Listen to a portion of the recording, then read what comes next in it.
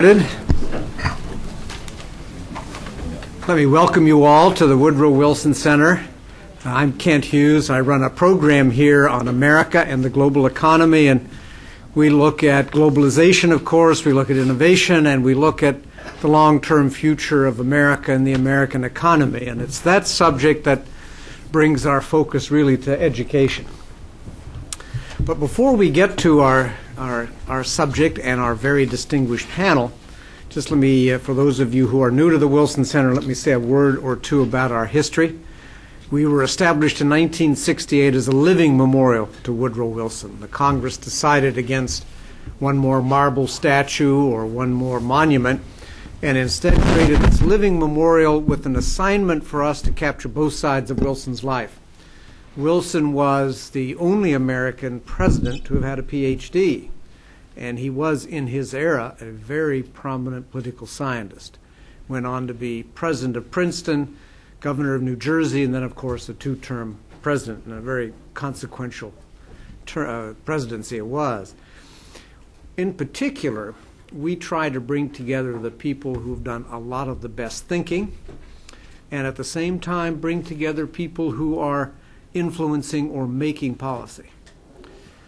This special occasion really highlights bringing together some of the best thinkers who have also, like Wilson, been on the front lines of actually doing something. These are all very distinguished in the classroom teachers, math and science, who've been picked out by the Department of Energy to spend a year, sometimes two, in Washington working for key scientific agencies in the executive branch or on the Hill. This is not the first time that we have taken advantage of the Einstein Fellows. We have picked their brains a number of times in the past, and certainly speaking for myself, who has only taught college kids, it has been an ongoing education. Today we're going to turn to a much debated question about the need for national standards. Do we need national standards? What kind of standards should they be? And so forth. Let me, before I do that, just introduce briefly the panel who's here. I'm almost just going to read their names, and then I will ask them to give a minute or two to amplify what I've said. I also want to recognize that we have two strong advocates for education in the audience. We have full of advocates, but I want to single Ralph Regula, a former congressman who represented Ohio, I believe, for 36 years. And we have Doug Walgren, another former member, very distinguished member from the state of Pennsylvania.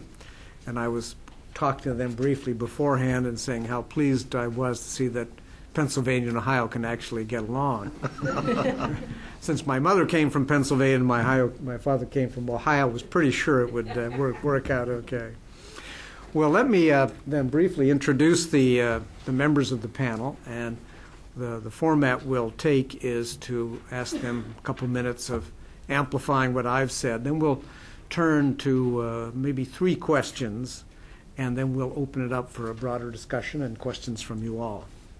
I'm going to read they are all so distinguished that we just had to rely on alphabetical order in the traditional sense. Mark G. Greenman, a high school, why don't you each raise your hand as so everybody knows who you are.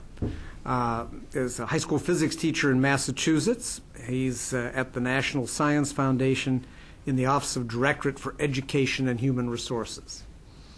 Kirk Janowiak, is that right? Janowak. Okay. Is the Polish way. Okay. Just shows you how multicultural we are here at this center. Is a high school biology and environmental science teacher from Indiana. And as you may know, Lee Hamilton, who's the president of the Wilson Center, is from Indiana. So we hear lots of good things about Hoosiers here at the Wilson Center. Arundhati Jayaro, thank you. It's a chemistry and physics teacher in Virginia. She has, in fact, speaking of multicultural, brings, of course, a real Indian background as well as a Virginia background, which is an increasingly common mixture these days, I think. John Moore, is an environmental science teacher from New Jersey, and he's at the Directorate for Geosciences. I should have said that we have our congressional representative in many ways, that she works for Senator Gillibrand. We have Ben Van Dusen. We have a Mike Van Dusen here at the center, who is really the executive director of the center. Ben Van Dusen is the physics teacher in Oregon. Being a native Oregonian myself, I always favor Oregonians on the panel. And is in the director of engineering, I think, of the National Science Foundation. And Sarah Yu is a chemistry teacher in California, and she's also at NSF in the International Science and Engineering Group.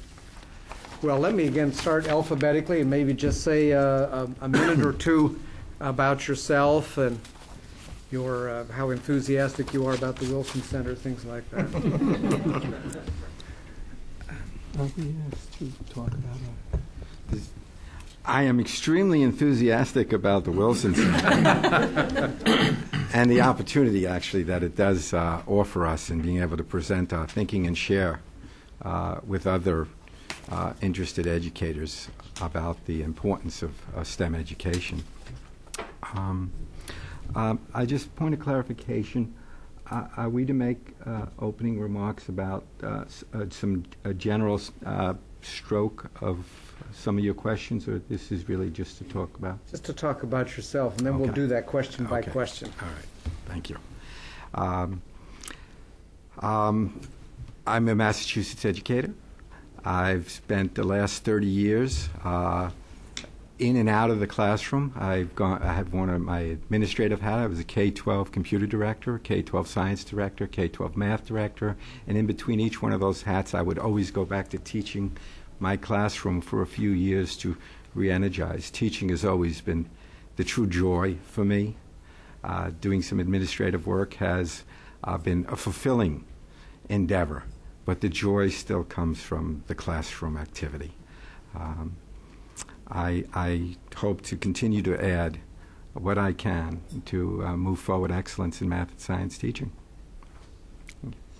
Again, I'm Kirk Janowak. It's a pleasure to be someplace where somebody knows what a Hoosier is, and that not all Hoosiers go to Indiana University. I'm a Purdue veteran, spent a lot of time there and a lot of money on my kids. It's really a pleasure to be here to be offered a chance to speak about some of the things that are important to us in our own classrooms. My background is that I came to education as a teacher later in life than most. I didn't come right out of college and go right into education. I had other pursuits that involved many things from music to wildlife biology and other sciences. And I got into education partly because when I had kids, I had a vested interest. And I saw the state of some of the classrooms and said, I think I can do better. And somebody said, prove it. You're a good teacher. Go ahead and go for it. So that's where I've been working for the last 20 years or so, is in the classroom trying to make a difference. So I'm Arundhati, and I'm very grateful to Wilson Center for providing me this opportunity. And I'll be very honest and say that when I signed up for the panel, I thought it would be with our Einstein Fellows and did not realize it would be such a distinguished audience. So anyway, I have been teaching in the classroom for 7 years from a private girls' school in McLean, Virginia. But prior to that, I've been a physicist, actively engaged in research in quantum optics, and I also had a stint in at both NIST and in the IT world. And then I transited into teaching, starting with informal teaching in my children's classrooms and the public school, and then found that it is a very challenging task and did want to take up the opportunity of educating girls, mainly because my physics and applied engineer physics background, I wanted to ensure that we do have a good proportion of girls going into the physics and engineering careers, and that has been my motivation at my school. I served as the department head, and I've also managed the curriculum And of course, being a private school, we set our own standards and we have our own accountability, and we believe that they're very high and they're very competitive, and they do prepare our girls for college readiness. So that's me. Well, that's great. John? And my name's John. I come from New Jersey. And I, too, did not go to college to be a teacher. My background is in environmental science. And back in the dark days when I was in college, there was no environmental science courses yet in public high schools. So that was part of my agenda, but came out and had an opportunity. So I had an opportunity at a vocational technical school to create a vocational technical career program, which I did in the environmental sciences. I thought I would design the curriculum and try my hat at teaching for about 5 years. I ended up staying 28 and just come down here to be a fellow this year. And the course kind of migrated from environmental science through geoscience and remote sensing to finally geospatial technologies. So I bring kind of to the panel, or hopefully can answer some questions on perspective from a vocational technical education and how standards fit that in our future. Ben? I'm Ben Van Dusen. I'd like to start off just thanking Kent and everyone here at the Wilson Center for hosting this and inviting us up here. We, as teachers, we really appreciate the opportunity to share our viewpoint with everyone here, policymakers, and everyone in D.C. My background is in physics, and what got me into teaching was realizing that really where I got hooked in physics was my high school physics teacher. And so as it turns out, I actually teach at my old high school. I wanted to go back and try and give back in the same way. So I've taught regular physics, is the class probably I've taught the most. And that class, because it's juniors and seniors, we really have no standards. They're beyond any benchmarking tests that they'll have to do. So I've taught classes where there are no standards to go by. I've also taught AP and IB physics, which have something of a national standard in the test at the end of the year. And then I've also taught freshman science, which is largely driven by our Oregon State standards. And I've seen what overwritten standards can do to a class where there's too much, too broad, and lack of articulation with middle schools as they come in. So I'm very excited to have this conversation today, and I think what's going on here in D.C. is very promising to me. So thank you very much. Sarah? Hey, and I'm Sarah Yu, and I want to first add my thanks to Kent and to the Wilson Center. I'm one of those second-year fellows, and this has been an amazing relationship throughout both of my years as a fellow, and I'm very grateful to the Wilson Center for providing us this forum to talk about education. I did not set out to be a teacher. Teaching, I like to say, sort of snuck up and caught me unawares. Everyone in my family is a teacher, and I was the rebellious one. I was going to be different. So I set out to get the science PhD. I was going to be a researcher, win the Nobel Prize, all that sort of thing. That was my trajectory. And then I made the mistake in my junior year of college of becoming a teaching assistant, and it caught me. And I realized I loved teaching more than I loved research, more than I loved anything else. And so I became a teacher, and that's what I've done ever since. I taught a couple years in an international school in northern India. Ironically, I actually taught AP chemistry there.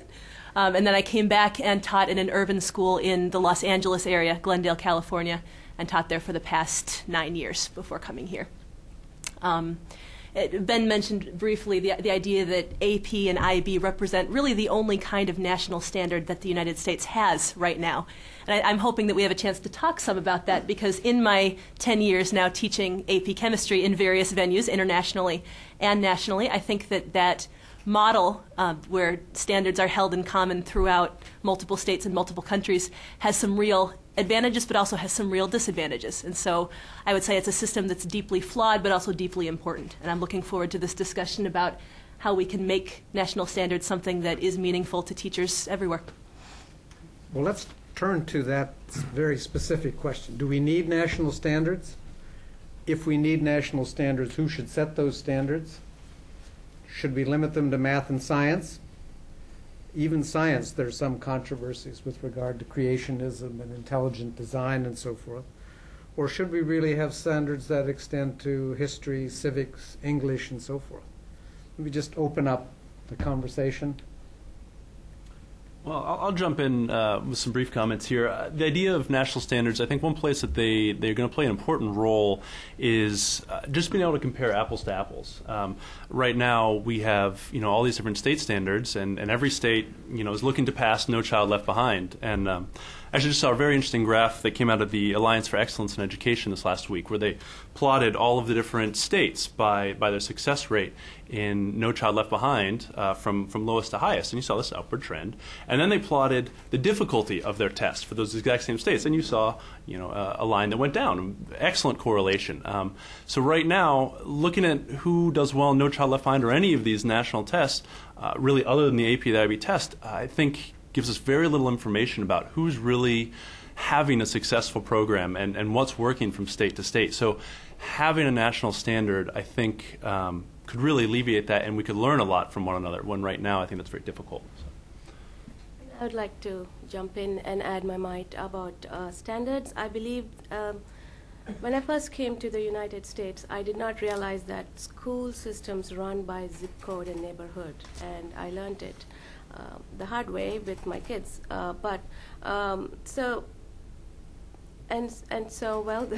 I did what anybody does, any parent does, move to a zip code where my children do get a good education. So are standards important when we are talking about achievement gap, and we are talking about graduation rates for all, when we are talking about at least one third of high school students not completing high school, 1/3 of students stopping after high school, and only 1/3 proceeding on to college, and of them, how many complete college?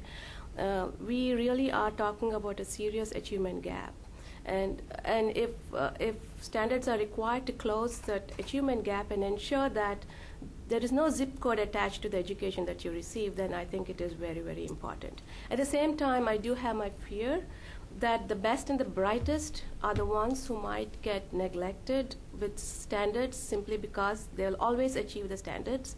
So how are they going to be challenged? So that is a concern. I'm worried a little bit about the naivete to say that if we have standards that will be meaningful for changing instructional practice. We were at a meeting recently, and someone referred to the tripod of improvement being standards, curriculum, and assessment. And those of us who have been in the classroom long enough know that it's not so much the standards that drive our curriculum, but the assessments. And the standards don't always drive the assessment. The assessment's driven by sometimes other powers that be that have either an agenda. Even textbook publishers can be a part of that, or the test makers themselves. So I'm concerned. I'm one of those who's not necessarily a contrarian, but I am possibly you could say I'm of two minds on standards. I see that they have some potential, but they have great risks. And some of the risks are that if we make them high enough that they're meaningful, then we end up squashing some of the innovation. We end up we end up providing our teachers with scripts, and we give them lesson plans that they must follow on a certain day at a certain time. If we make them low enough that allows us some flexibility, then we open ourselves up to the current trend we have of mediocrity. Current standards now, I think, have left us with a sense of mediocrity that we can just meet the standards and we'll be okay. And it does not drive innovation again, and certainly doesn't address Arundhati's concern about our gifted and talented and more capable students.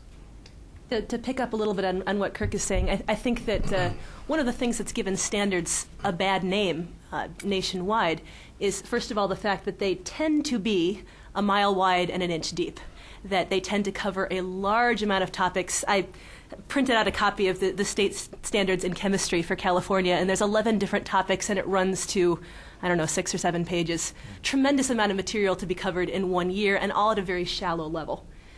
I think that there's a movement nationwide to think about going deeper, narrower and deeper, to think about going more in depth into a particular topic and approaching it more from an inquiry, open-ended investigation, nature of science type angle. And I applaud that. I think that's part of the discussion we need to have, is that that's the way to make standards sustainable, especially, well, from the perspective I know, of course, is in the sciences. But the other piece of it is that Kirk is exactly right, that what is tested is what is taught.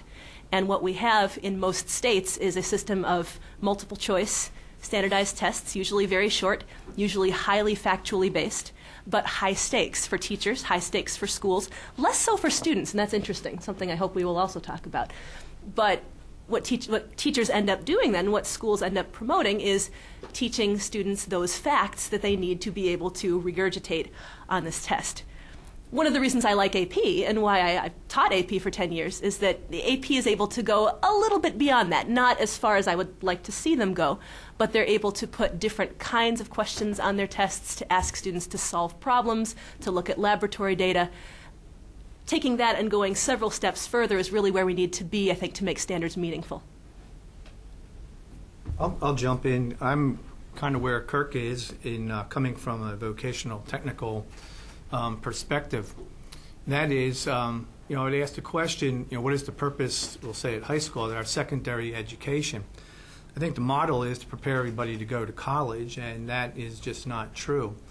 Coming from, our concerns in Voc Ed are looking at workforce development and career orientation and how to bring people from 8th grade to complete high school with both a comprehensive high school education but some kind of skill base to either continue their education or go into the workforce. So we get our cues from industry, a lot of talks with industry. And I think when I come to Washington and we're here as Einstein Fellows to look at STEM education or the crisis in STEM education of bringing people not only into the field, but not everybody's going to have a PhD when we look into developing the America's workforce to be competitive internationally. There's a whole population out there that's being abandoned. So this is a struggle and a battle that I've fought through my whole career of the look at vocational education as the non-college wannabes made by a decision by a guidance counselor usually come in. High percentage, my particular school had 42% special education. All these people need education but need to contribute to our American economy. So that's one thing, and I can tell you as being an instructor for 28 years that these kids are not only but do really have some significant accomplishments with the correct instruction. So the standards never really got in my way until maybe a couple of years ago in New Jersey when we started having this exit testing and No Child Left Behind came. And our school's there for a purpose, vocational technical career training. Students come there to county-wide school open to all students, came there for that specific reason, and yet the emphasis on all our instruction, professional development was getting kids to pass the New Jersey exit exam to the point where these VOTEC special ed kids are questioning me, why am I at this school? I came to learn a trade, a skill, kind of an alternative type education, and kind of feeling a little bit railroaded into these standards. So, I wouldn't say I'm against them, I question them. Some other aspects I'll just chime in right now, too, as an environmental scientist. My call to education was through the world of environmental education. There was no place for that in the schools. More recently, fast forward ahead, I did a lot of research on using real-time data, satellite imagery, stuff that's generated from NASA and NOAA, really reforming science education. Well, there wasn't a place in that when you talk to the science department. And then fast forwarding you up to today, we're involved in discussions on climate change education. And I can't tell you how much time is spent on meetings when you're discussing that problem with federal agencies, and the discussion quickly is absorbed by, well, how are we going to get that in the schools? Okay, which is a valid question. And what people equate that to is standards. So my question or my concern is, if you have these national standards, which of course have all their merits, like everybody said, but how can we make sure that that is not going to stop agendas, new emerging technology, or even changes in what should be taught to Americans in schools? I'd like to, I'm going to take sort of the flip side to some of these comments. In the school district I came from, having Massachusetts adopt standards in mathematics turned out to be very productive for my students, for the students in my school district. We were a school district where each elementary school set their own curriculum in mathematics. We knew when they got to the middle school from testimony from teachers and from looking at different assessment tools that we used in our school district that depending on which teacher, depending on which school building a student came from, they'd come with a completely different set of skills and tools and ways of thinking about mathematics. When Massachusetts adopted the state standards in mathematics, it forced us to look at what we were doing. Until then, it just was not tenable for the school district to get, whether it's the courage or the impetus, to attack this problem, which was real, this one of a complete scattering of curriculum in the K-5 math curriculum. We actually, as we got together as a committee of teachers, administrators, and educators from outside our district, and parents, what we did was we did not actually use the state standards to guide us, although the state standards were the things that got us moving, got us off our asses, if I may use that. And it finally did that. We used actually the National Council of Teachers Mathematics standards, which came out just recently when we adopted that, to look at a curriculum. And we looked at 4 or 5 so-called reform-based curriculums to adopt. And we did adopt one of them. We adopted a program that we implemented. We phased it in. We implemented it over 8 years, actually, K through 8. And we did use the math standards in Massachusetts to help us assess the progress we were making, because we believed if we were true to the frameworks, the National Council of Teachers Mathematics frameworks that they've established, that in fact everything would turn out well. And we were. We had a lot of professional development. We did have probably we ended up deciding that 80% of every third grade's curriculum in mathematics was essentially the same. They could use their own style, but the philosophy in which it was presented, the actual content that was presented, 80% is sort of the number we established, would be pretty much the same. And we did establish pacing guidelines, and we monitored those kinds of things, and the teachers were involved in that monitoring. It was a self-monitoring system. We had a teacher cabinet that reported, that met actually monthly with administrative. There was a head teacher, lead teacher at each elementary school, or 2, that was part of this cabinet, and we discussed problems of the implementation. And individual teachers, they didn't have to report names. They just said, we have a situation, how do we remedy it? And we worked as a team to remedy that. But again, the standards was the impetus to get us moving on this. And our scores on our own state tests went up remarkably in grade 4, in grade 6, and grade 8. And as we looked at the curriculum, I would go in front of the school committee at that time as the math curriculum director, and I said, 2 years from now, because this was really a systemic change that we were doing. Systemic changes can't be accomplished in 1 or 2 years. I mean, that's part of the problem with Education Fixed. We're always looking for a silver bullet, and it isn't. It's really a long-term systemic change that we were trying to adopt here. And you watch the class move through. In the 8th grade, although we didn't actually, as I told you, we didn't march to the MCAS test. We marched to the National Council of Teachers Mathematics frameworks and our own frameworks, our state frameworks. We didn't look at the tests. We looked at the frameworks. We were guided by that. And our MCAS scores went up. We were scoring around 50% proficient in advanced for about 7 years, doing a much more traditional algebra-based middle school program. And the first year that group moved in, we went up to 75% advanced proficient, keeping true to the frameworks, having guidelines for teachers, having a common focus in our mathematics. So I believe the standards do foster some good things, and I think they're probably necessary. And part of my work at the NSF has been very eye-opening in terms of really seeing the two Americas that I've always heard about. I didn't really, in any visceral way, understand it until I started looking some of the data from some of these NSF programs in Math Science Partnership and Noyes Scholarship Program, and looking at really them trying to work with urban schools and looking at the data. I mean, you look at the NEPR test for 12th grade math, and you have 30% of white students, 60% of Hispanics, 70% of black students scoring below basic. Below basic. And basic itself is not a particularly a score that you want to be happy about. This is 60% of Hispanics, 70% of blacks below basic. This is not tenable for the future of our country. You say, should there be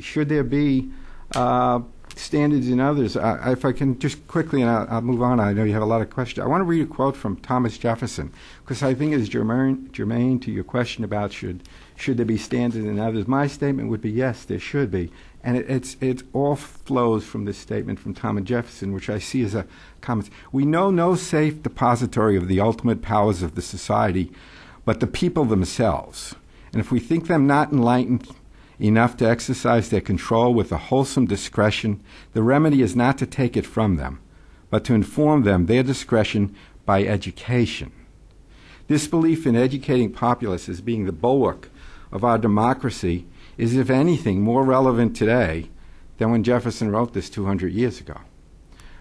This is a highly technological world. Our citizenship must be engaged in judging the decisions our policy makers are making or are debating in terms of technology use and science use, the ways of thinking about how to digest information. And our economy is desperately in need of a workforce that is skilled in technology, science, and math. Again, looking at and the last piece of information that guides some of my thinking is going back to 1983, A Nation at Risk. This isn't new. It's not that we've just discovered there's a problem. 1983, Nation at Risk. He said, holy moly, this place is falling apart. And there's been one report after another. The National Councils of Teachers came up with their standards. Project 2061 came up with science standards. The Science Academy came up with their science standards. For 30 years, we've been talking about standards, and I just reported the 2005 NEEP results. 70% of black are below basic, 60% of Hispanics are below basic, 30% of whites are below basic. That's not tenable for the success of our country. So I actually think that not only does there need to be standards, but I think there needs to be a way that the measure of these standards, and I agree very forcefully, that the assessment mechanism has to reflect the frameworks. That's the guiding principle. But I believe also strongly, if you can develop assessment tools that reflect your frameworks very closely and faithful to them, then there is nothing wrong with teaching to the test. That's the assessment tools. That's if the assessment tools are truly faithful to the frameworks. So that's the sticky part for me, is making sure that the tools have that fidelity to the frameworks themselves. And then I think, by God, somebody, because the states haven't done it, the localities haven't done it, there's individual pockets of success, but when you look at the nation as a whole, it's a failure. Standards have been around for 30 years. The need for standards has been around for 30 years, and we're failing to do it. And I think it fails our democracy if we can't do better. One of the things that Mark mentioned, let me move to another question that's related. One of the things that Mark mentioned was that 80% of the curriculum was the same. Yes. Or sequenced through the years. I know in the case of Japan, you studied the same thing, the same day, everywhere across the country. Should we move in that direction, or how much should we move in that direction? What do you think? I think there's one major advantage in moving that direction, and I'm not necessarily advocating for it, but just to put out there that one advantage of moving in that direction is that we have a very mobile society. We have students that are moving between states, and not necessarily in the summer, though that's convenient, but they do move mid-year. We have students moving between schools in the same district, between districts in the same state, and it's a constant problem as a teacher to have a student coming in the middle of a course and not having had the same coverage of the same content areas at the same time in the year. So even if they're taking the same course, and even if it is a course that has effectively a national standard, like an AP course, you still have the case where teachers will cover different subjects at different times in the year, and so you have students repeating things they've already done, but having missed whole chunks of what was done previously in the year. So really the only way to address that systemically is to do what Kent and Mark are suggesting is a possibility, and to say, this is how we're going to teach at this time of the year, and then we're going to move to this, and then we're going to move to this, and have a pacing guide and all of that. That being said, I think that one of John's points is that there needs to be room for individual creativity, for flexibility. There are regional-based topics that are extraordinarily important. I taught in California, and I taught geoscience for a couple years. Earthquakes are hugely important there. They were a small part of the standards, but my students needed to know more than that. And so we spent large amounts of time using primary data, USGS sites, looking at actual earthquake data as it was coming in, looking at what that means for life in that regional area. That's critically important, and with a pacing guide, it may not be possible to do that at the level to which it should be done. So I'm not prepared to go fully in the direction of saying we should have uniform pacing throughout the country, even though I do see the advantage in terms of our mobile student population. So I just want to go back to my Indian schooling and talk about the way the schooling was done there. We had federal government mandated standards, and then we had state standards. Now, a school could adopt either a federal government mandated standards, or it could adopt a state mandated standard. We also had schools which could adopt international standards. But the federal government mandated standards would imply that those are standards which are prevalent all across the nation. So when you have a problem of mobility, and mostly they are with respect to military families or civil service families, or parents who are with the government who keep getting transferred to different locations, then it becomes very easy on the child to transfer from school to school and not have to pick up new standards. So therefore, when you have schools which follow only one certain curriculum, which are, like I said, the federal government standards, then it was easy for them to be mobile. But when they went to the state schools, then of course it was always a problem trying to fit in with another state, especially since we had multiple languages and multiple geography lessons depending on each state and each environment. And of course, things like you said, where you teach in California, you have to teach earthquakes. And so I think it should not be so rigid. Probably a notion of having some schools which do follow certain standards, like I know the DOD schools are there, but most of the DOD children do go to public schools, which are the regular public schools. So I don't know how it helps them when they're so mobile, but they do have a problem with mobility. So in some sense, to resolve the mobility issue, I think we might want to have some schools which do have a strict curriculum which goes according to the year, so it's easy for the child to transition in. It would be far easier to solve some of the mobility problems at the elementary level, perhaps. But once you get to middle school and high school, there is a broad range of scheduling types. Something as simple as this. In Indiana, most of our schools now start in the second week of August, but in New York, they don't start until after Labor Day. So where do you start? And so the mobility is still going to be an issue if a kid moves from one state to the other. We're on Block 8 scheduling. The school next door is on Block 4. Another one is on trimesters. Another one is on 47 minutes.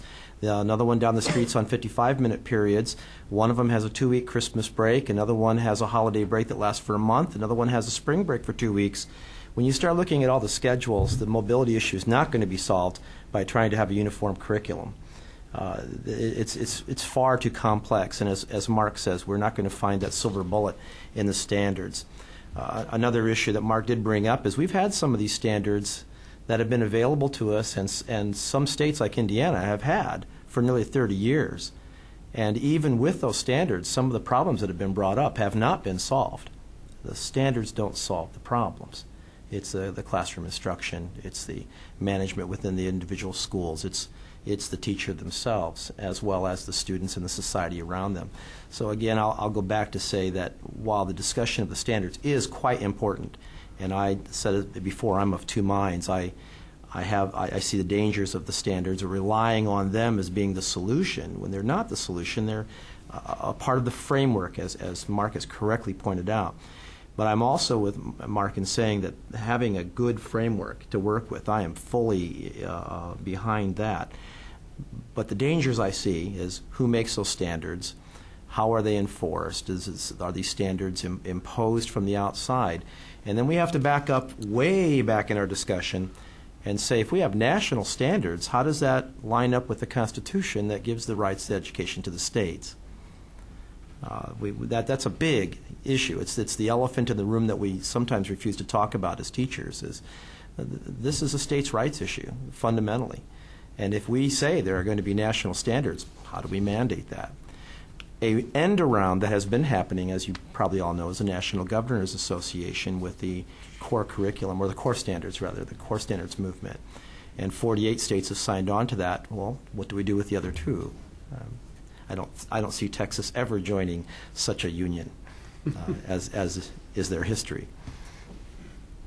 Well, let me just pose one more question, then we'll open it up to the audience. If someone is going to set standards, should it be the NGA? Should it be the Department of Education? Should we benchmark ourselves to the best? That is, should we do what a company would do, which is to look around the world and says, well, who makes widgets the best? Who makes cars the best? And I've got to meet that competition. What do you think? International standards, should we look at the IB approach and say, well, you know, that's an international standard. Everybody's got to meet it around the world if they opt for that. What do you think? Well, Let's do it here. I'll weigh in on that one. As I mentioned, we get a lot of our direction from industry. So the question I keep struggling with is, you know, what is the purpose of education in this country? So are we learning a lot of content, or are we looking at competing in the global market, or protecting our strength in the economy? And if that's the case, then you have to look to the business model and repeated meetings with business people. They never talk about content. Well, they do a little bit, but don't be that inclusive.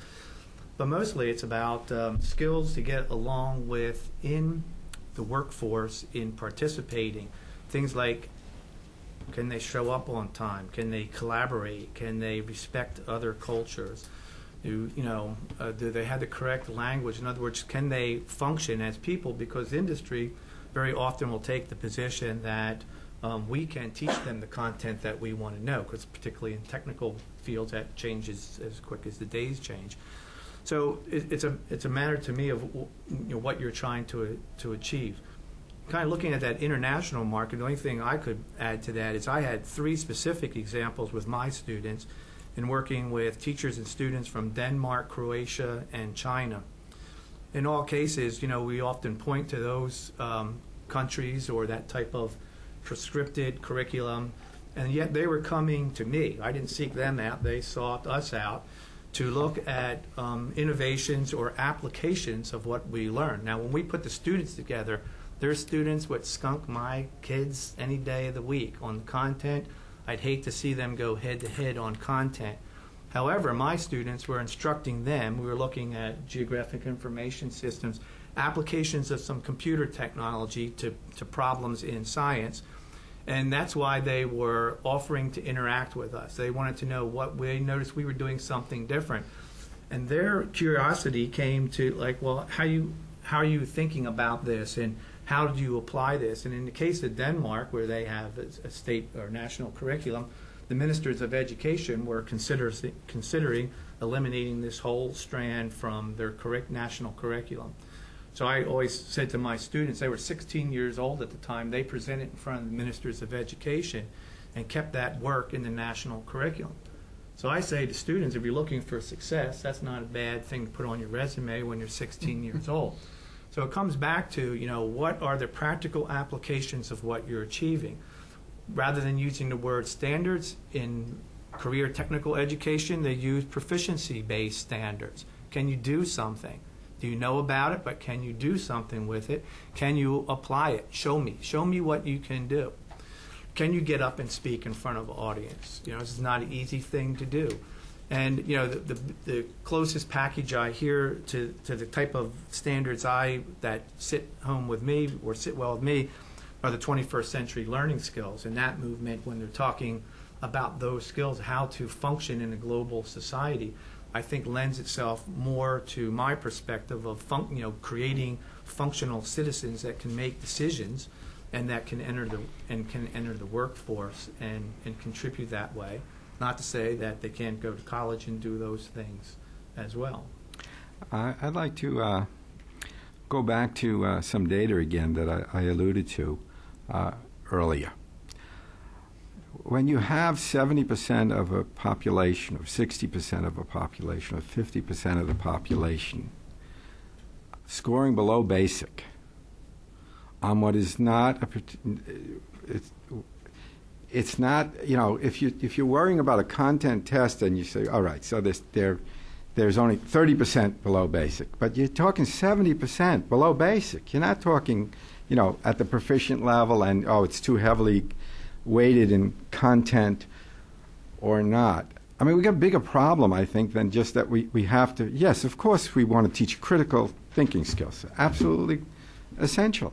For a good democracy, we must have a populace that can think critically and questioning what's being asked for them to do or to sign off on. But we have a huge problem.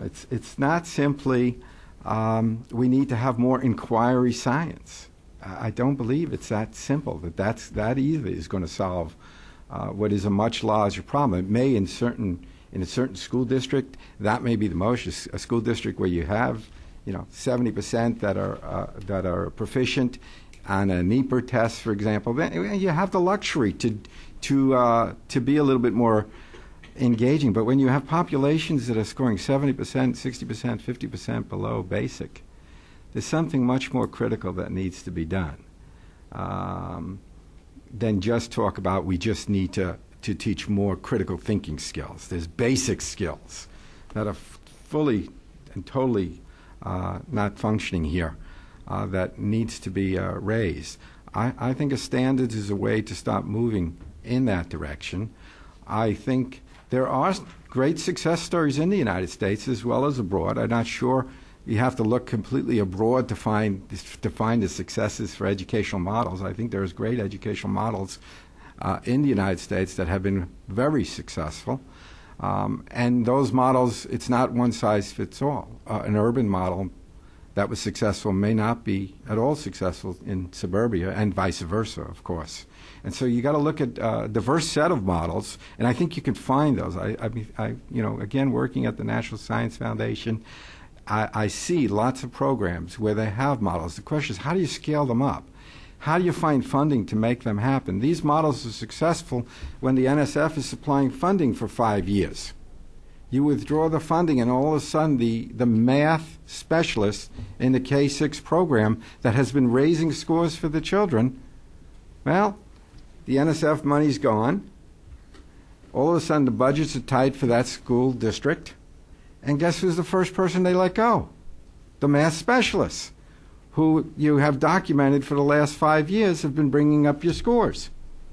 And so you go back to the situation you had before. I'm not sure we need to reinvent the wheel again. I mean, there are lots of standards around. I think several of them are very good. I've studied the National Council of Teachers of Mathematics standards and mathematics. I think they're excellent. They've been revised in 2000. They've been revised again last year. They're living documents. They're not static documents. They look at themselves. They're self-reflective. They look at this question of depth versus breadth and make some judgment about, all right, we gotta finesse this a little bit. It's not quite there. So I'm not sure you gotta look at. I think also the other thing you gotta watch. I think where you maybe want to. This is an aside, and I'll stop. Teacher certification national standards. I think there's something about that. As again, I'm learning a lot. This one of the things being an Einstein Fellow here is for us to experience all these things. I find out in one state to be certified to teach AP physics. 1 year of introductory physics.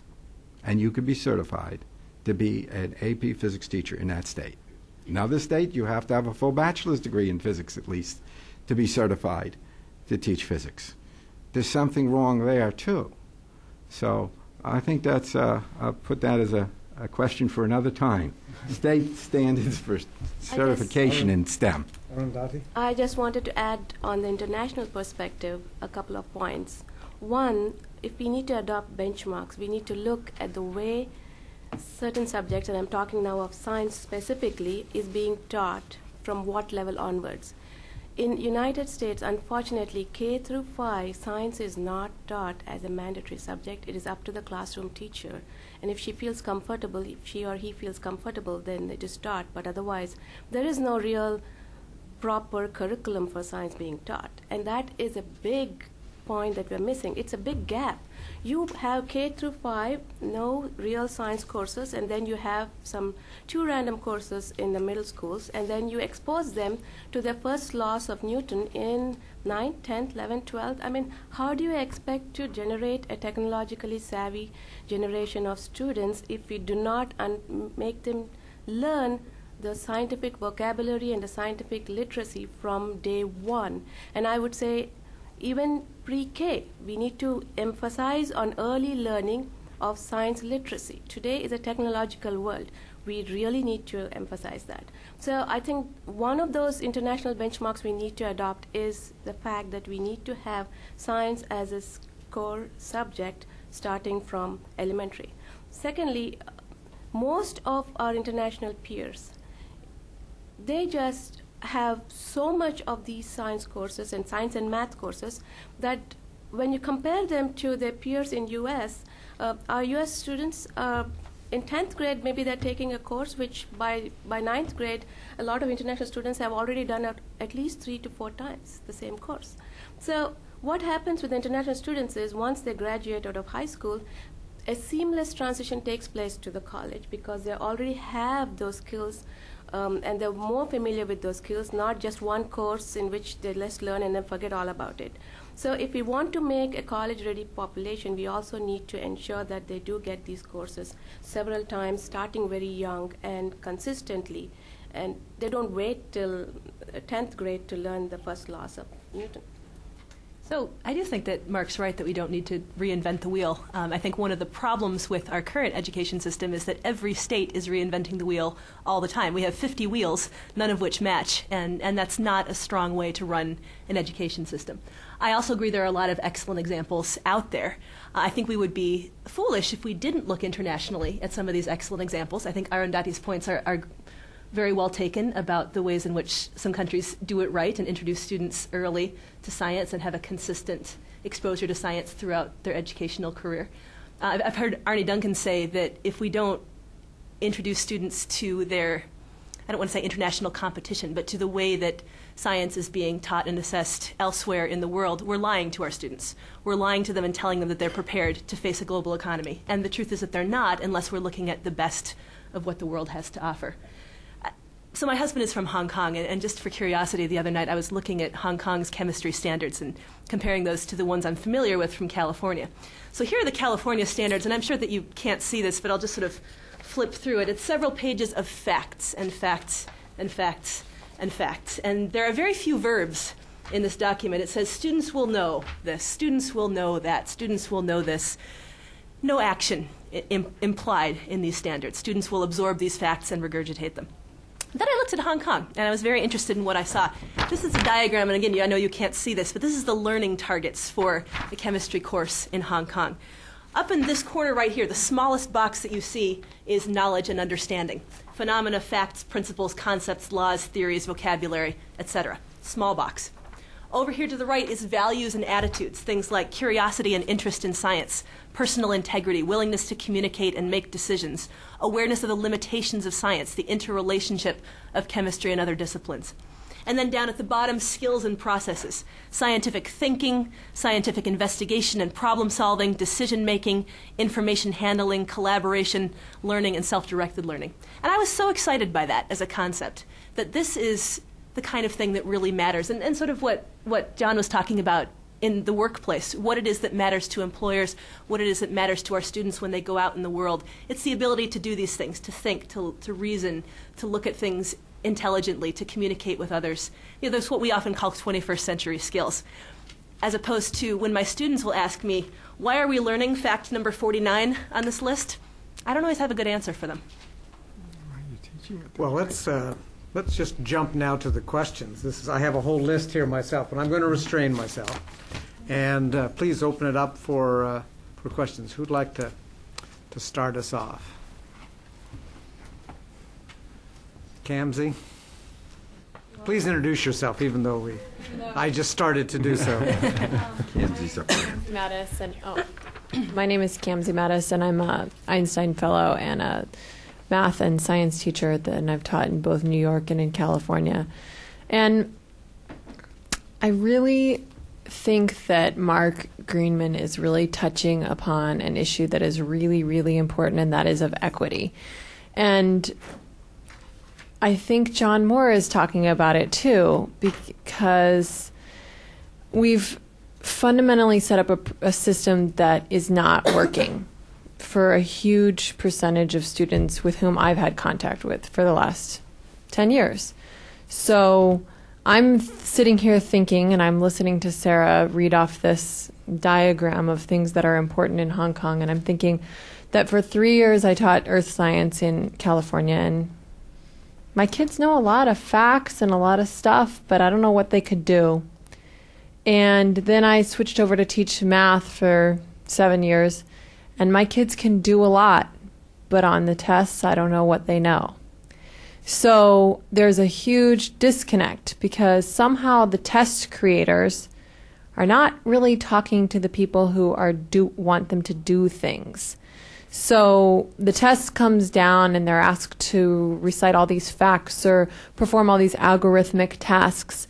And I've taught them to think critically and to dive into problem solving and to use math as a social justice forum and really do this. And I'm wondering, how do we get the people who are designing assessments to care about what John is talking about, which is industry and getting a competent workforce, and yet think really carefully about what Sarah's talking about, which is more like what I did in college.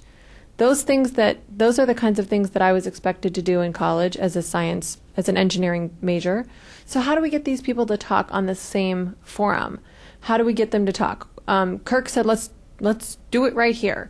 Well, if I had $1 for every talk that I've been to in DC in 6 months that said, let's do it right here, I would be able to go on a nice vacation, but I don't know who are the people that are making the tests. Why are they not aligned to the standards? Why are the standards then just a meaningless document?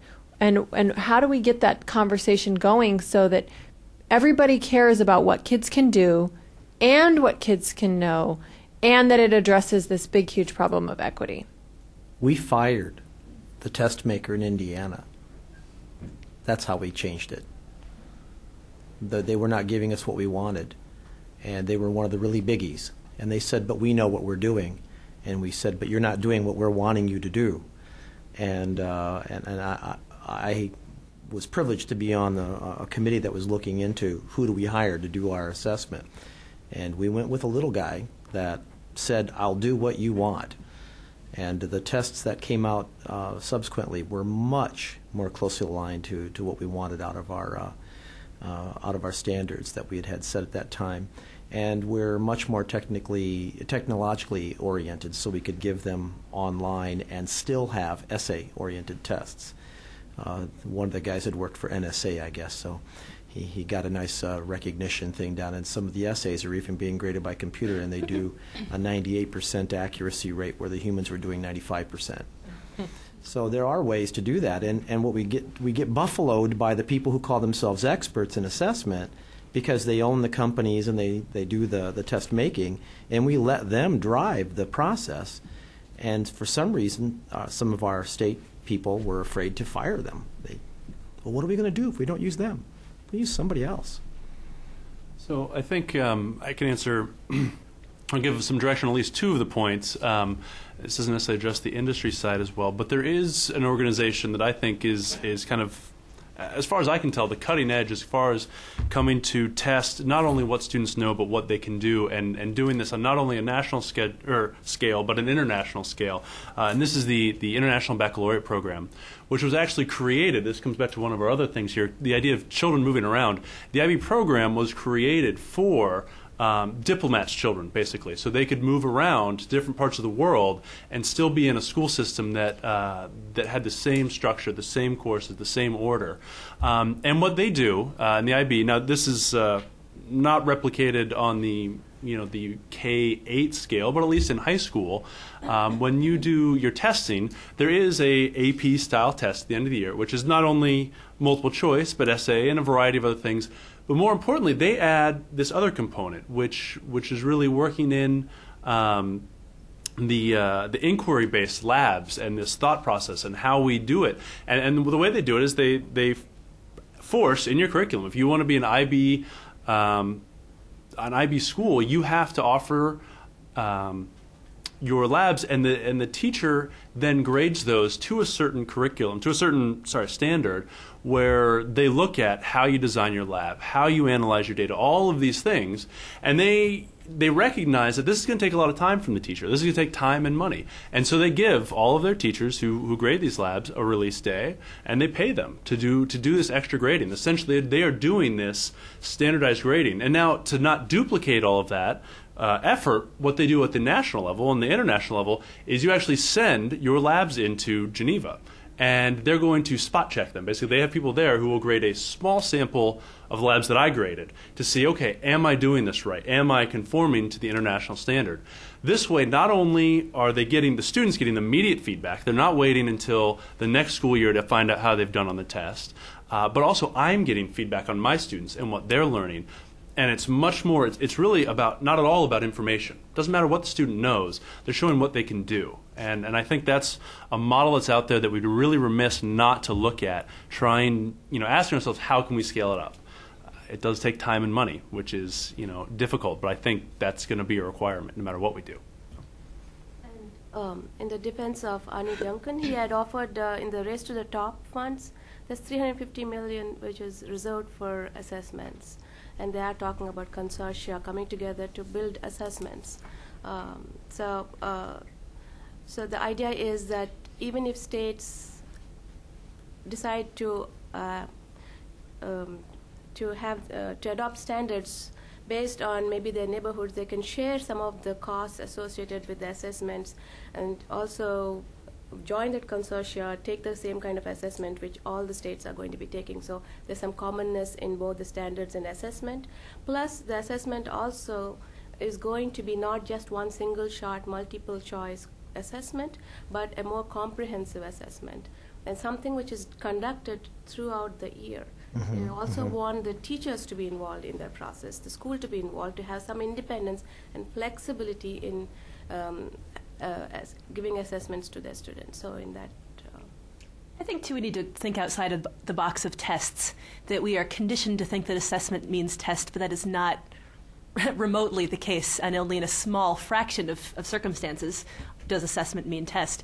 Kamsi, I'm interested that you're the one asking the question, since Kamsi's school actually is exempted from the normal state testing, the Regents exam in New York State, and does roundtables instead, where the students are actually, they go in front of a small panel of volunteers, experts from the community, as well as their teachers, and they actually demonstrate what they've learned. They do that through laboratory activities, through presentations, through book reviews, and other ways of more authentic and real-world type demonstrations of knowledge. I think that's a really exciting model. I think that New Tech high schools also have a really neat model of project-based learning, where they present the results of their projects to panels of experts, again, from the community.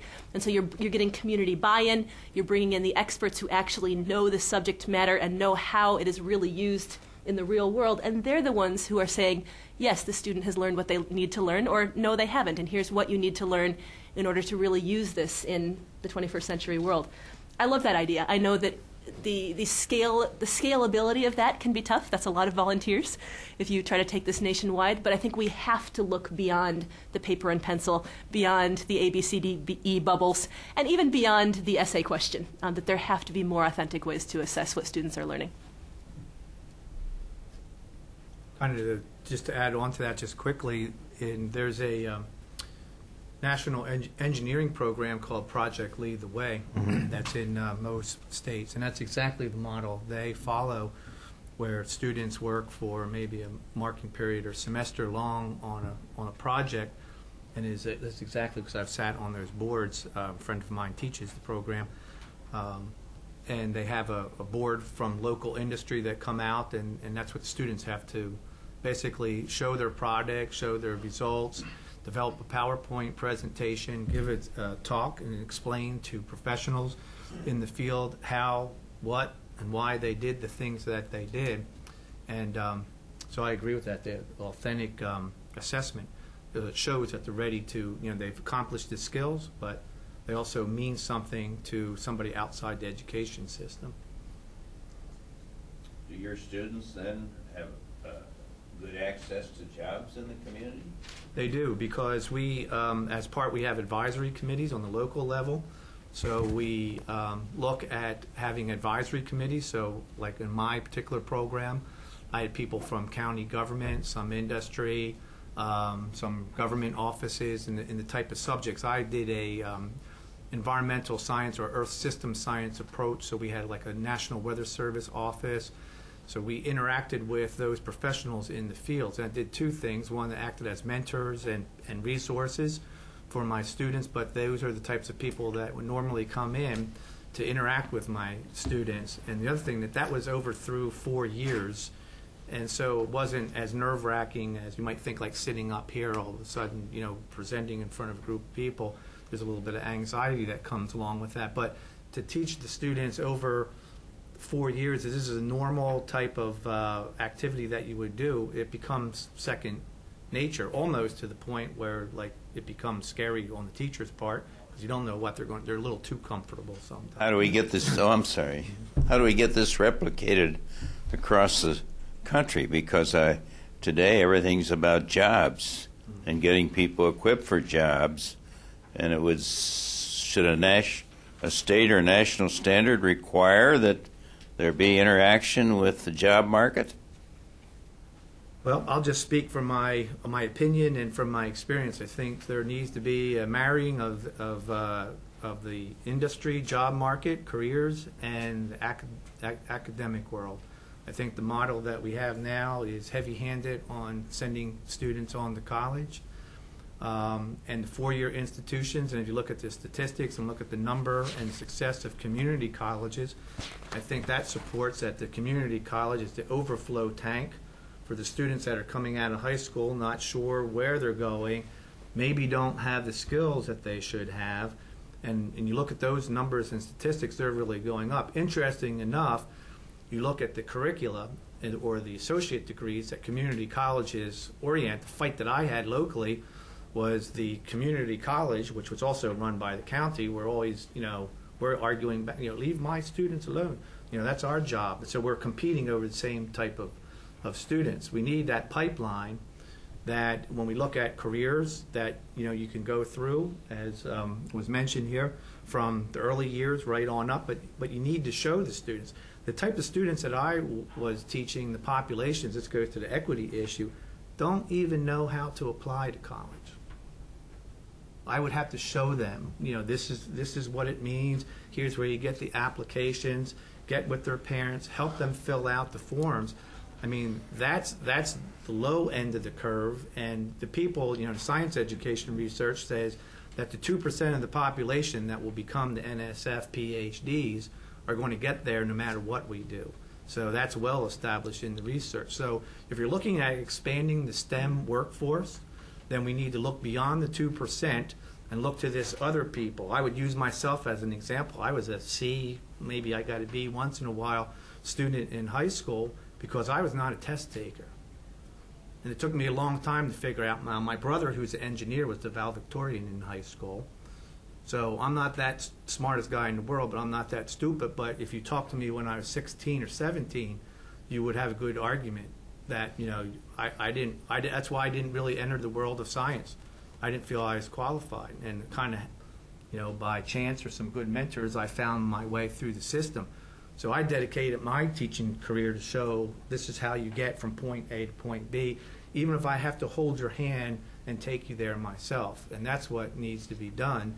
In my opinion, the standards are good for all the positions that were presented here, movement in the country, giving teachers the idea of what they should be doing.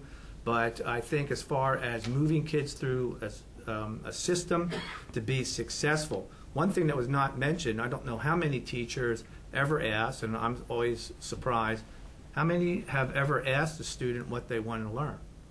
I used to teach the standards, and I used to pull them out from New Jersey and says, the student, they said, why do we have to do this, Mr. Moore? And I said, well, they're yours. And they said, no, you're the teacher, that's your problem. And I said, no, look at them, it says the students will, the students will, the students will. It doesn't say the teachers will do anything. You have to learn this stuff. And so then they were like, oh, okay. And so, and my job is to get you so that you can do those things. And so it's kind of just a kind of quirky twist on things, but you ask them, they're brutally honest. They have opinions, and anybody that teaches or has teenagers of their own, well, they'll tell you exactly what they're thinking. I say there needs to be a part where we start listening to them. The number one question that every kid, I asked it myself, and I dare say all of you have at some point, why do we have to learn this stuff? And what was I told? Just shut up and sit down and get with the program here. And what I did, I made a conscious decision to change that and answer the question. And guess what? They didn't fight me. They said, oh, okay. It's like I was the first person that ever told them why they're learning things. That's why I'm such an advocate for practical applications. If you tell the students, even low-achieving students, why they need to learn this, they will step up to the plate. And there's some simple solutions. It's just a different way of thinking than I think the models that we've had for decades and decades. So, my favorite quote's Dr. Phil, how's that working for you? Well, just as a quote, to put a coda on that maybe, in a presentation from a student from one of the new technology high schools who had gone through this project-based learning program, he was asked at one point how this program would impact his future, how he felt, whether he felt prepared for life beyond high school. And his response was that the program prepared him for the real world a lot more than it prepared him to succeed on a standardized test. I think that was the best answer I've ever heard.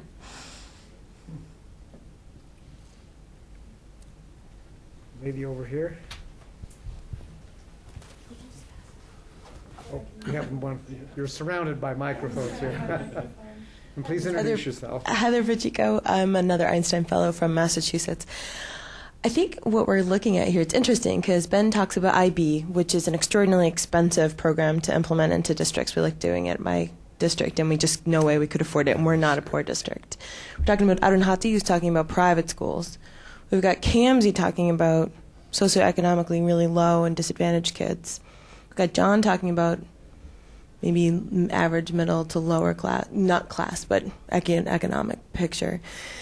So last week we were at the Triangle Board, and the Triangle Board are the ones who manage us Einstein Fellows, and we were at a dinner, and somebody said to me during the dinner, one of the board members, the problem with American education is we try and educate everyone. Which, of course, I'm from an urban district, so I'm like, of course we try and educate everyone. Everyone deserves an education. So I put to you guys, with your very diverse background, Mark, administration, really looking at this broad scope and how do we accomplish these goals, various changes people have been through. What do you guys think about that? Because it seems like what you're talking about is really different populations of Americans. Not an easy question. So one quick thing here, I might throw this into John's court. Perhaps in defense, she might be saying that we're trying to make academics out of everyone, trying to push everyone along the PhD route when really what we need to be doing is, that's great for some students, but the fact that we don't have shop, we don't have all of these different skills being taught in our high schools, I would hope that's what she was talking about, but I don't know, maybe you. I would comment. I'm sorry. Go ahead. Okay. Right. I would just like to emphasize the importance of after-school programs in educating everybody. There was this group from New York that I met who were dealing with high school students who were most likely to drop out, very low economic status, and inner city students. And But they went and taught them drama and theater, and they taught them about it's called the Shakespeare Remix program, and they enthused the students. They were really talented. They enthused the students to participate in these Shakespeare arts programs. Now, these kids who were not at all interested in graduating, turned around and said, "Oh, so I want to go ahead and make this a career." Now, this group worked so well with this group of students that they competed in the national competition and they won the first prize. They came to the White House, received a prize from Michelle Obama. So they were very, of course, invigorated, and they were very enthused. And it was a turnaround model for these children, because they realized that if they want to go ahead and succeed in that field of theater, we're not talking about arts and technology, we're not talking about technology or science and math and etc. But we're talking about theater. We're talking about arts to the students, and they realize that if they want to pursue that and they want to have a life involved in theater, they do need to pursue a college degree, and that motivated them to graduate at least. So I think after-school programs really help in reaching out to a large population of students, and it also works with one-on-one interaction with students. A lot of those students, there are after-school programs which also educate parents on how to apply to colleges, tell them what are the options available, how much money it takes to go to college. A lot of students fear that they cannot afford college, and that's a big gap. So the resource is very important in reaching all students. Huge, huge question, Heather. And there is no one program, no one set of standards that's going to reach everyone. I think we've done a poor job in this nation of denigrating anything except for the academic route. I think you're right, John, in that, and I think we have missed the boat on our community colleges. They are so agile. They're so quick to meet the challenges. They're able to do things that the four-year or the traditional institutions can't do in 4 or 5 years of committee meetings and appropriations meetings. They're able to do in a semester and have an entire program ready to go to teach people how to install wind towers. Try finding that at your four-year institution. It's incredibly hard. But let's go back down to the public schools. We have an increasingly diverse population in this nation, and there is no one program that's going to meet every single one of them. And we're silly. I'll be blunt. We're silly if we think we can reach every child the same way. There is a bit of, I keep using the word naivete, about using the No Child Left Behind and trying to use one model to say that we're going to have all these kids achieve at the same level. It just isn't going to happen. We need to be aware that there are many pathways through life and many pathways beyond our normal public education, and we should be exploring those and allowing our populace to follow some of those pathways, knowing that, well, we have a program. I'm working in one of the offices at the Department of Energy, and we have a program that is ostensibly to help keep the Department of Energy's national laboratories filled with technicians. You know, we can get all the PhD physicists we want. They're a dime a dozen anymore. But trying to get the technicians to keep the laboratories running is something that we want our community colleges to do. The problem is when we get the community college kids involved in some of our programs at the national labs, they continue on, get their bachelor's, and then some of them get their master's, and some of them become the PhD physicists. We have to let them have that chance to explore and not try to channel them all one way.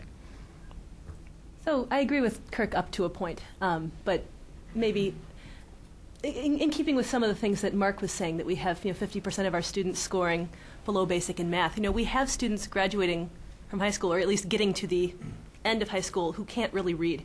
We have students who can't take a percent. We have students who don't know who our president is.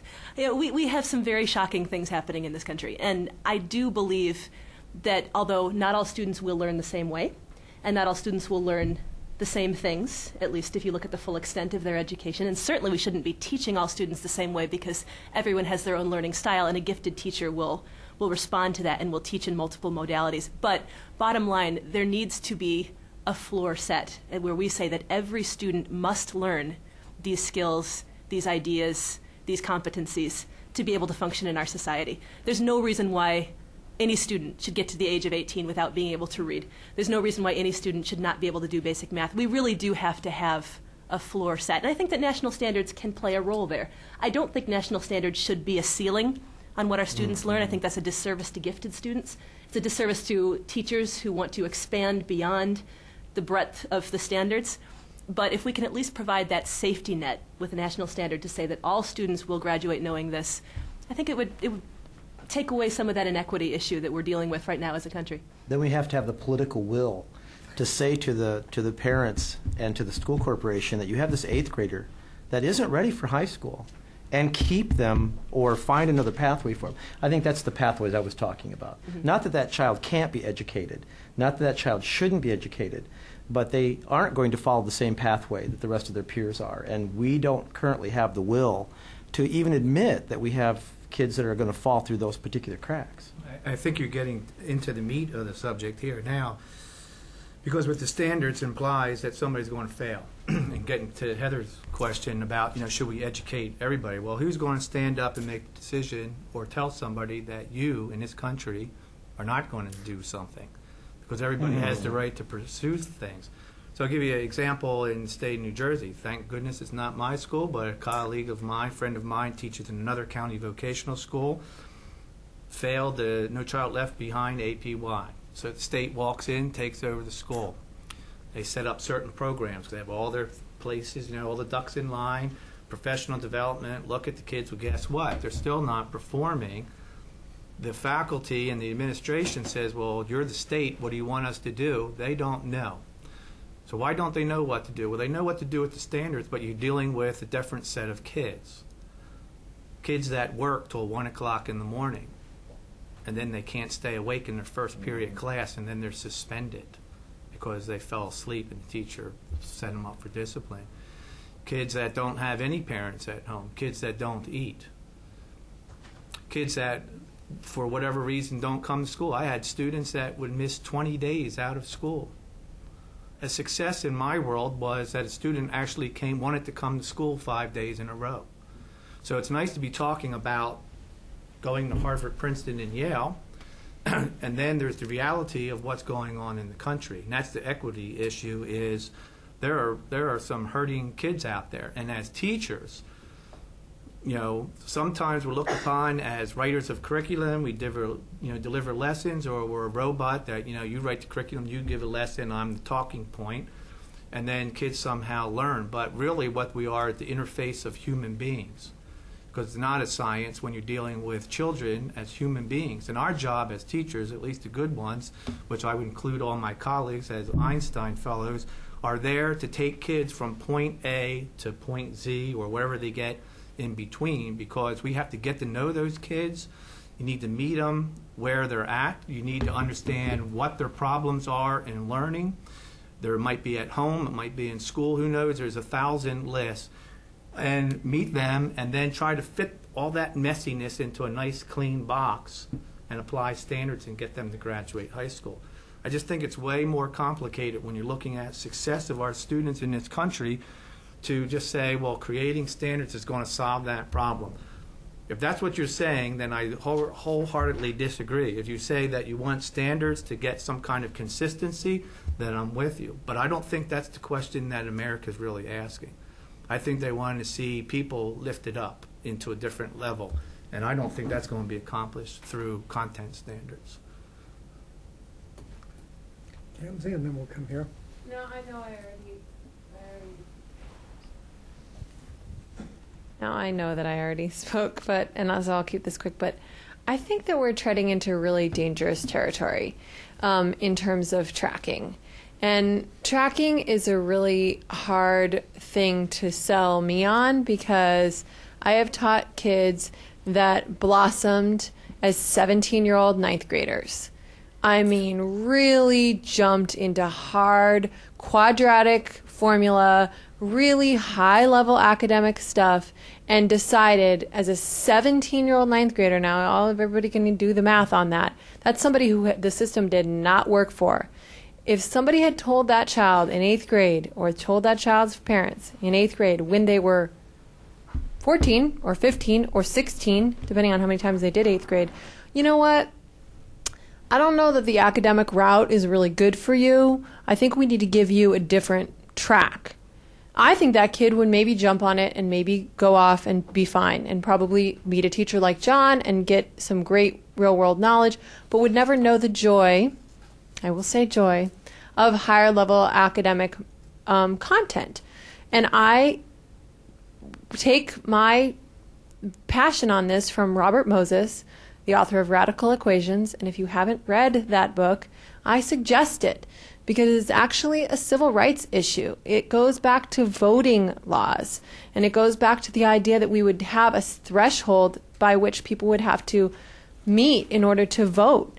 And to say that a kid has to be at a certain level at an prescribed year, 14 years old, 8th grade, I think that's very dangerous to limit options. I think that schools need to go the alternate route, which is provide more options. I just heard NPR this morning. They're talking about the school in Rhode Island where they fired all the teachers. And they said, some woman was on there talking about how, in the 60s we had more choice in schools, and now we've, really reading and math. That's what we do. And maybe we need to have schools where John's courses are available at the same place as Ben's. Why can't that happen in the same school for the same population of kids and have that be offered so that kids could maybe excel in and go into an IB program in, history, but maybe they really want to take a shop class and learn how to install a windmill. And so why can't that kid be more well-rounded? I think that we're doing we're marching into very dangerous territory in terms of throwing around the word equity and saying, okay, now we need to give kids this shop track. So that's just my caution, and I'd just like to say, for those of you who mentioned that, you could respond back to that if you didn't mean to go into the track where you're pushing kids into little narrow holes and limiting their exposure to the wonderful joys of academic rigor. Kamsi, if you heard me that direction, you heard me exactly the opposite, because what I was saying exactly what you were saying was offering more pathways rather than the single one or two. Well, I hear this. I had the advantage of never having taught in a high school, and my memories of high school are vivid, but they are a bit out of date, I suspect. That sometimes we're looking at a snapshot here, and otherwise we're looking at changing the movie. That if thinking of what Arundhati was saying, that if you really started teaching everyone scientific concepts, and at least I think all kids are naturally curious. In a way, science ought to be easy. How come it's raining? Why is it cold? Why does the moon, all these kind of common sense questions that then are so-called teachable moments. That if you had that kind of instruction from the start, then maybe by the time you get to high school, you have people with a whole different set of competences. You wouldn't have a large number of students with diplomas going to community colleges who are now overwhelmed doing remedial work, really, developmental work. On the other hand, if you think of a situation as we have with, say, lots of immigrant children who may have not been well educated in their home country, and they come in at a certain stage, well, then you've got to deal with that reality. Or if someone has not had this benefit all along, or they have particular challenges at home, then the showing the practical results of education, as I think at least John persuaded me, is such a motivating force. I always wanted to go to college, so it didn't matter what was assigned. I had to do it well. That was my idea. But you do look back, and at least in algebra, the river's going 2 miles an hour, and you're rowing at 4 miles an hour, and London's 30 miles away, and how soon are you going to get there? And you sort of, for a lot of kids, why do I want to get to London? I don't even know where it is. So maybe there's really more of potential unanimity in the approach here. And I was struck with the floor, not a ceiling kind of thing. And Japan, which I think at one point anyway, did so well by the average child. Almost all people would graduate from high school writing classical Japanese poetry, and they had a lot of math and science. One of the stories people told was about Nippon Steel. They ran into international competition. They had to potentially lay people off, but these were core employees to whom they had a commitment. they were able to retrain them as software engineers because they had that much preparation. Well, that's one kind of model that it came out of a whole systemic approach. Anyway, I'm taking question time. I think, I called on you next, and then we'll come to the lady here. Please introduce yourself. Chia Chen, freelance correspondent. I have taught math and physics in high school, university in Taiwan, and high school in Malaysia, and several universities in the States. This is a national security issue. I don't know you know or not. U.S. Chamber of Commerce in 2008 have 2-day meeting on education in Philadelphia, and also I participated several national meeting on education. From listening to you people talk, I just jot down several things I think is quite essential. People don't like the word of standard. I think maybe we use a guideline. You have to have that. And as to who's going to do that, and since I say this national important issue, we can get the National Research Council to do that. I have participated in National Council 2 issues. One is about the green elevator explosion, and second is electric equipment used in industry. And those are very important. I think education is more important than those two. And then I found out this is it's very strange to me that lots of school education don't have an accreditation program. And then we like to suggest 2 things. One is I don't know how to say. I just say I term it as social technology, and such as you need to give them the basic economy and budget, and also the how to read the instruction manual application. And then the other one is this: the society is keep advance, and now is move more quickly. I think try to teach them about this continuing education. Thank you. Go to the lady here.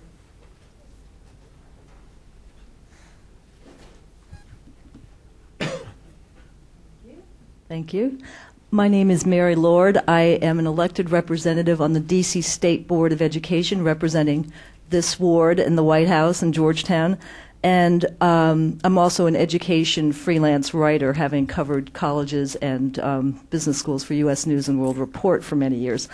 So I've sort of got this panoply of going into classrooms, and a couple of things jump out at me. To John's point about career technical education or vocational education, it really is. I was in a National Association of State Boards of Education study group on this very issue, and our conclusion, and this is working with state board members from conservative states, rural states, urban states, and the conclusion was really career technical education is for all students. And not just because of the tracking, but because it engages all students. And as someone who is now also wrestling with the Common Core English and math standards, I'm trying to figure out, the assessment thing was really big. Is there a way of marrying this sort of common sense of career technical education with the way we assess? And if so, what would that look like? And the second question I had was, we talk a lot about we value what we measure. Science at this point, it doesn't count for adequate yearly progress in the No Child Left Behind us. Would you recommend creating assessments and sort of federal mandates around science curriculum? And if so, why? And if not, why not? And then my final point is, everyone talks about how expensive things are.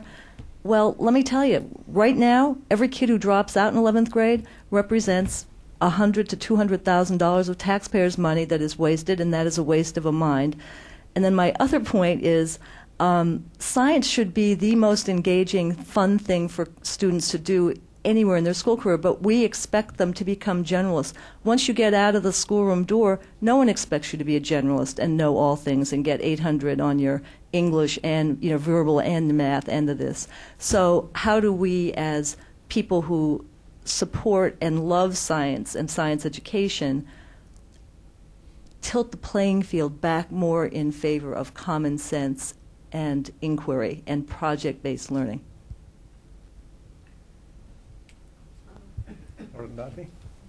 As far as the science AYP is concerned, it's tied in the NCLB, and it's supposed to start testing science now. With it, by 2014, they're supposed to be starting. 2011, they're supposed to start testing for science standards. So if NCLB has done anything good, I guess one of the things that the AYP did was try to mandate the same standards for everybody, and at least remove some achievement gap between special ed students and other students to ensure that everybody does perform, although the standards were reduced. But I know that probably the good thing about assigning an AYP to science would be that it would mandate that it would be taught. And at least that way it would be taught. Because right now, I really feel distressed that there is no science taught in elementary school, in the majority of schools. And you really do have to start from a very young age and make them understand science literacy. It can be done like very hands-on. It's all a completely hands-on, inquiry-based, fun project learning style, and it is not at all difficult. So it takes you back again to asking whether teachers should be mandated to have science as one of the fields they specialize in before they can start teaching science. And I think it should be. I would caution folks who, well, I'll put it this way: engagement does not equal learning. It's a common misconception that people think that if you have something that's more engaging and more fun, then automatically the kids are going to learn more. And it simply is not borne out by the research. It's not borne out by the facts. It makes common sense. And then there's another problem, is an awful lot of stuff that we consider common sense in education is not borne out by the facts and is not borne out by the data. So we have to be very careful about that. There is a certain base knowledge in almost every science, in almost every field, that you have to have before you can proceed. And we do our kids a disservice if we don't have them learn that. It's why do I have to learn this? Well, I can't tell you why now, but there'll be a time down the road when you put A and B and C and D and then Z together, and you'll be the one that invents the next breakthrough technology that no one has ever thought of before.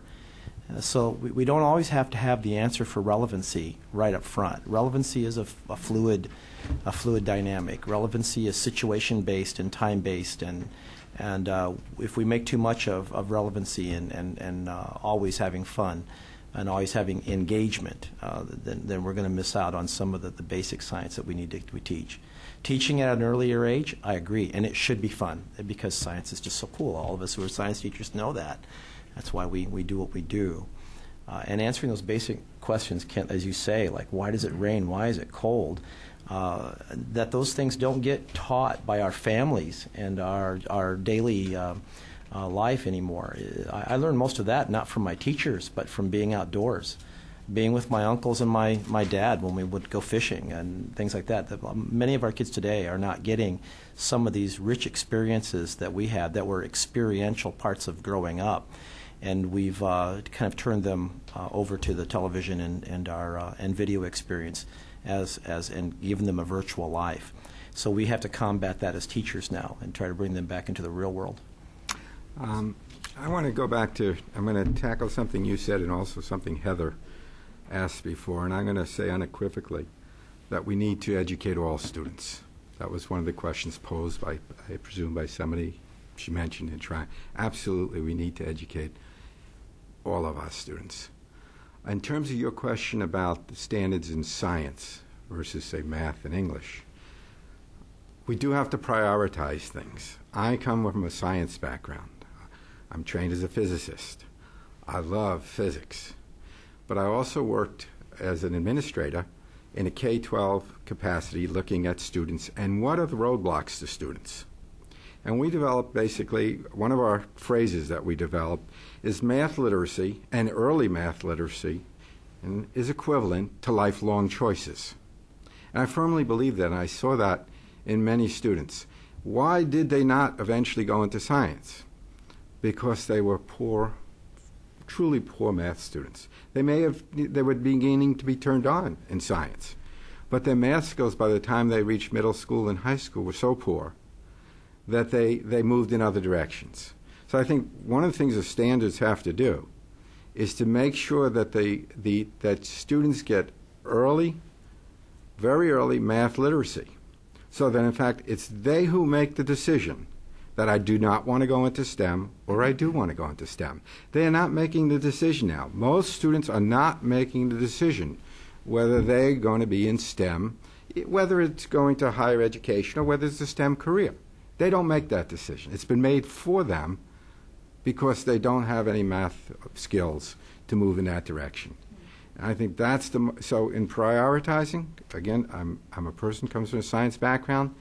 When I had to prioritize where are we going to put most of our efforts, we looked for reform-based math programs that gave that project-oriented, that more involvement, but truly matched frameworks that we could see. We can match what we were teaching them to frameworks that we knew were important, so they then would retain the choice when they became middle school students and high school students whether they wanted to go into science versus it being taken away from them prior to even ever getting there. So there's an organization that I think is bringing a lot of our thoughts and comments together here. The NSTA has created their science anchors, and I think it addresses what Arundhati's brought up about, well, we really need this in grade schools. It's a K-12 anchors that they limit the number of topics, if you will, or pillars to less than 12. So we're going to have these 12 or less central ideas that we're going to focus our science education on through their K-12 curriculum, and they're going to come back to it. And they've created a variety of things, such as they talk about having grade bands. So instead of every school being exactly in lockstep, they might say, okay, well, in 5th and 6th grade, you're going to learn, so on one of your pillars might be, astronomy. So you're going to learn how the moon doesn't, create its own light, but it's reflecting light. And then when you get to, high school in your physics class, and they give you a couple grades to do it in, you're going to learn more about, whether it's nuclear energy of the sun that's producing light. So they have this, vertically articulated curriculum. It's not too wide, and it allows for great inquiry.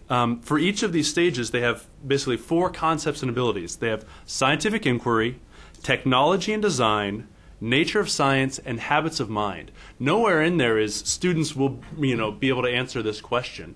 I think this allows for enough flexibility that if you teach in a vocational technology school, great. You can approach all of these topics from a vocational technology direction.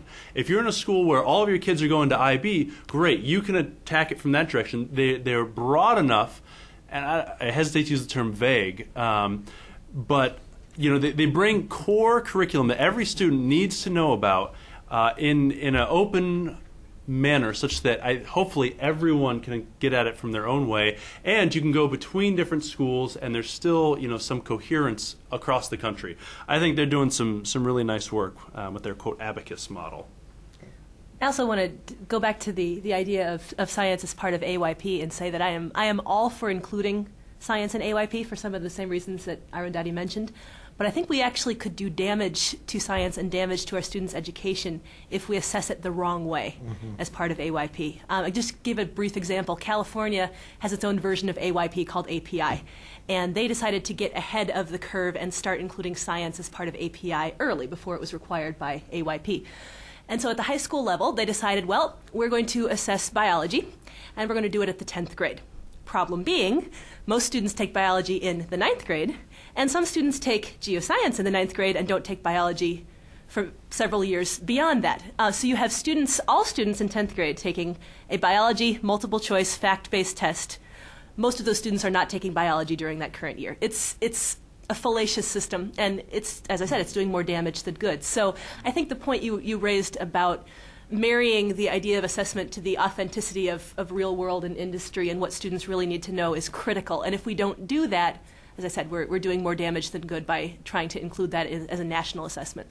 We had the same problem in D.C. It was like, we're assessing them in 10th grade, and they're taking biology in the 9th grade, or not at all. Right. Yeah. You gentlemen in the back. We'll make this the last question. Okay. Okay. Hi, my name is Mike Casper, and I'm the former director of science for the D.C. School District. Former because we don't have the science. Well, we don't have science in district. The science department was cut. But my question, it really concerns me, and I'm starting to get a little bit nervous because we have Massachusetts, Indiana, and California in the room, and your standards were graded an A by the Fordham Foundation a few years back. And a lot of states have used your state standards as a model for their standards. So that's one thing that really concerns me. And I know Jacob in Massachusetts, and I know that he's reworking, y'all's standards, but it concerns me why, one, is that you're redoing your standards, and why, Sarah, you're so concerned about your A-rated California standards. And that's my first question. The second is that Douglas Reeves would, have a lot of questions about this. He's doing a lot of the standard-based stuff that's going on at Harvard University. And as a standard-based school district, or as a state, where you're going to, standard-based curriculum, your test, your assessment, Sarah, okay, your assessment is, you do it. You write your assessment based on your standards. So when you write the standards, say, when we wrote the biology standards in District of Columbia, the test was written exactly to those standards. So my question for there is, what's the gap? What's the blank there? What's the issue there? When we write, when we actually do it, I had a team of teachers and we wrote the test, that the students would be tested on. Where, and I hear Indiana saying that. I hear California, you saying that.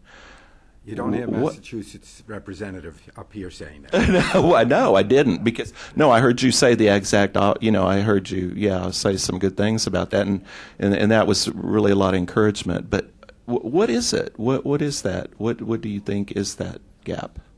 Well, I would love to know how the Fordham Foundation actually came up with their ratings. I think that would be revealing in terms of. I wonder whether there was some confusion of breadth with quality, because the California state standards cover an incredible amount of material, probably more than the majority of states, so I've not looked cross-state. But I flipped through the pages. You can see there's a lot of material there. My concern is exactly the mile-wide issue, is that it's too much. It's too much to really teach with any kind of fidelity during the course of one school year. So again, I would want to see how the Fordham Foundation assessed it, but I think that, to me, is the central concern. Not that there's not enough in there, it's just the wrong kind of enough. It's too broad, too shallow. And I think I've written assessments as well that also correspond directly to my standards. And what I find myself doing, even though I don't mean to, but when I write assessments to the standards, I'm writing fact-based assessments. I'm writing Bloom's Taxonomy Level 1 and maybe 2 questions, partly because that's what the standards ask for. But then I also, and I have to confess here, I also do it because it's easy. It's objective. You have a right or a wrong answer that's very clear, and a Scantron can pick that up. When you're talking about things like critical thinking, the nature of science, the methods in which science is done in the real world, it's not objective. It's iterative. It's process-based, and that's something that you can't assess easily with a question. I have a hard time coming up with questions that really get at the heart of those issues. So I think to some degree we as a country, and I include myself in that we, have fallen into the trap of doing what's easy rather than doing what's important. I just want to again state that I really do think Massachusetts and I'm sure there'd be people in opposition, is trying to do a very good job about it. You know Jake Foster, I think that's who you mentioned. They're presently working on building the learning progression into the standards. Their goal is to, in fact, weed out a lot of stuff and also weight what's really the critical key concepts versus what's the paraphernalia that floats around it that isn't as important. So when you talk about Newton's laws in physics, those are critically important, and maybe an equation having to do with frictional force as a separate issue shouldn't have the same weight as a universal law of gravity, understanding that on a conceptual level. So I think Massachusetts is really making the right efforts, knowing that they have to, that this whole assessment strategy is an iterative process. And as long as you keep your eye on the ball and you're reflective, and you do have a framework that guides you well, you keep iterating to make your standards more reflective of that framework, which clearly any science or math standard clearly is going to tell you that critical thinking, problem-solving strategies that engage the mind, the habits of mind, are all important, and they have to be part of the assessment strategies. And in fact, you have to keep on iterating your frameworks, your standards, so that is much clearer to the person reading those standards as they then are guided in their educational process. But you didn't see a big disconnect in terms of my responses and with the work going on at the Department of Elementary and Secondary Education in Massachusetts and their efforts. We've actually reached our witching hour. I want to thank you all for coming. A very good and probing set of questions. I want to thank an outstanding panel who's given us just a very Wilson Center-ish variety of perspectives. I was going to push everyone to say, right, here's the bottom line. Do we do A, B, or C? But I've been persuaded that that's the wrong kind of test to get. Please join me in a round of applause.